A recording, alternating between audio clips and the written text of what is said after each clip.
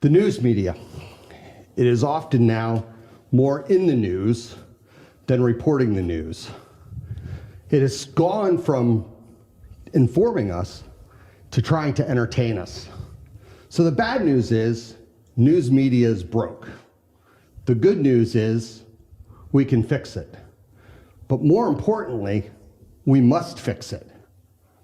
In order to understand the current state of news, we have to understand its history and where it comes from. So we're going to go back 50 years, and we're going to talk about the advantages that news media had 50 years ago. And news in that time frame had a overwhelming advantage in that it was extremely limited. Most towns had one newspaper. And if you were lucky, you had access to a big city newspaper like the New York Times. I had access to that in my local high school and felt very fortunate. And then you had several local radio stations. And if you were in a big enough community, you had a local TV station. And then we all had the major networks, the big three as we used to call them. That was all the news that there was. News also had another advantage, and that was that the news cycle was a whole lot longer than it is today. And not only that, but news was limited to a very narrow time frame in our lives. If you got the newspaper, it was either a morning paper or it was an evening paper. And then we would sit down at 6 o'clock and 11 o'clock and watch the local news. And then at 7 p.m., the national news came on. And ABC and NBC and CBS would share to us the facts of the day. And at the end of that time, many of us waited to hear the words, "And that's the way it is." And we felt like we had just been informed. We felt good about ourselves. We felt in the know. Sadly, today, we don't feel that way. We have to ask ourselves why. What has changed when it comes to news media? Well, 40 years ago, 1979 and in 1980, ESPN and CNN were born. And thus started the 24-hour news channel. And what happened was really simple. These channels reported all the news. They reported on every story that they could. And then they had a problem. They ran out of things to report. And so instead of having a news anchor sit in front of the camera, they had to fill that time. And they chose to fill that time with opinion. And thus was born the talking heads that we know of today. And opinion began to replace journalism and reporting. You know, journalism, that thing where we investigate and we report on events and happenings in our community, and reporting, the who, the what, the where, the when, all those things sort of went out the window because news organizations had to spend the time filling up that 24-hour news cycle. And in doing that, they moved us from an understanding of what was going on to trying to tell us what to think about what was going on. And thus, the death of news as we know it.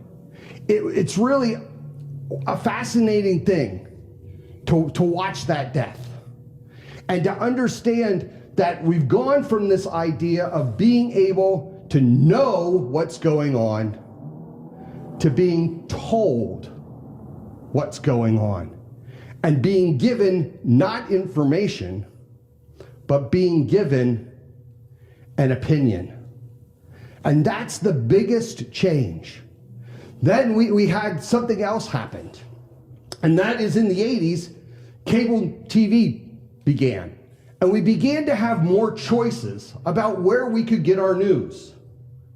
And not only that, in the 90s, the biggest technological advancement of our century happened and exploded our choice. And that was the internet. And no longer were we able to just get our news from local sources, but we could get our news from around the country or around the world. But not only that, anybody with an internet connection had the ability to broadcast or publish news. So now news organizations were put in a position where they had to compete for the most valuable thing in our economy. And that's you and I's attention. And so now, in order to keep our attention, they had to entertain us in order to gather that. And so they began to produce news, they began to produce content that would appeal to a specific set of people, a specific audience. And news went from being broadcasting to narrowcasting, focused on a specific group of people. And when that happened, news became part of the problem. You see, nowadays we have a lot of very interesting words that we use to describe news media. Let me share some of them with you. So the first thing that we refer to as, we have fake news. And then we talk about fact checking. And now this one's really good. We need to fact check the fact checkers, right? And we have liberal media and we have conservative media. And we have this whole thing that we call media bias. And oh, by the way, you can look it up. There's a media bias chart that will happily tell you that your preferred news source, where they fall on the spectrum. Some news agencies tell us that they are fair and balanced. But the truth is, we know the truth. And what happens is we long inside of us to go back to the day when we could hear, and that's the way it is, and believe in the news media. But that time, again, is gone. It's in the past. You see, news is broke. Not only is news broke, but the newsroom itself is broke in how it does. And not only that, the business of news is financially broke. Every day we hear more and more reports of newsroom staff being cut, of production days being cut, of newsrooms just flat out closing. And this economic crash that is occurring is leaving many of our communities without local news coverage, creating what we like to refer to as news deserts. Since 2008, 1/3 of all of the employees in newsrooms across the country have lost their jobs. 11,000 alone in 2020. What all this means really is this. In a world full of news and options, there's less and less news being broadcast that matters to you. So, what's next for news? Well, I believe the solution is you and I, in partnership with news organizations, we set out to fix the problem. And how are we going to do that? Well, I believe that there's 4 ways and 4 things that news media needs to do, and there's 2 things that you and I need to do. So let's look at the things that news media needs to do first. The first thing that news media needs to do is get back to just the facts. Joe Friday was right. Just the facts, ma'am. Just the facts. Stop telling us what to think about what you're telling us. Let us use our own brains and let our own opinions form what we believe about what you've just shared with us. Number 2, stop pandering and narrowcasting to a single audience. Become broadcasters again and cover all sides of a story. And do exactly that. Tell us the whole story. 3, invest in quality journalism. Invest in good writers, in good reporters who can tell good stories, and let their story ability be what brings us in as an audience. And 4thly, be relevant and present in your community. Invest in your community. Let the community see that you care about them and who they are. So what can we do? What's our role in this? There's 2 things. The first is I firmly believe that we need to get our news and source our news locally. We are being encouraged as human beings to get our food locally and know where our food is coming from. Well, I want to encourage you to do the exact same thing with your news. Source your news locally.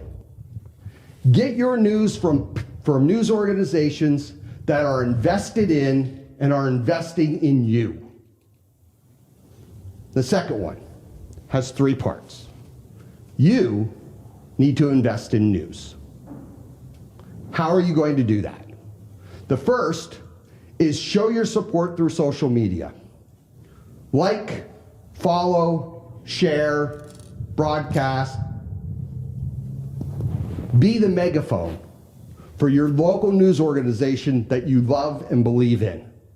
Tell your friends, tell your enemies, tell everybody why it is you believe in local news and what you believe in. The second way is for you to support the advertisers who support local news. See, without the advertisers, there's not enough money for the news organization to put boots on the ground in your community and for them to be able to invest in your community.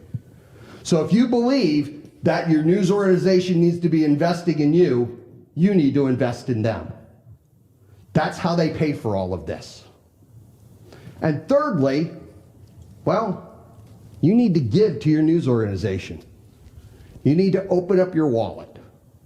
Subscribe to whatever product it is they have. Some news organizations also have the ability to accept patrons and accept donations. Give.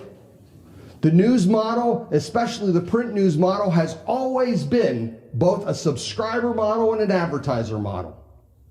And they depend on you to be able to do that. Again, if you want to see them invest in you, you must invest in them. And if you happen to be a business owner, become an advertiser. It's a great way for you to show your support. See, what I've seen happen to news in our country is the fact that news is part of the problem. And what they tend to do is they tend to make the problems in our country worse. They tend to fuel the hate and the fear to their audience that causes the divide that we have to grow greater and greater on a daily basis. We can't let news be broken. We must fix news. So that's the big idea. We need to fix news. I'm here to tell you today, I'm willing to do my part in fixing news. And I'd just like to ask you, are you willing to do yours? Thank you.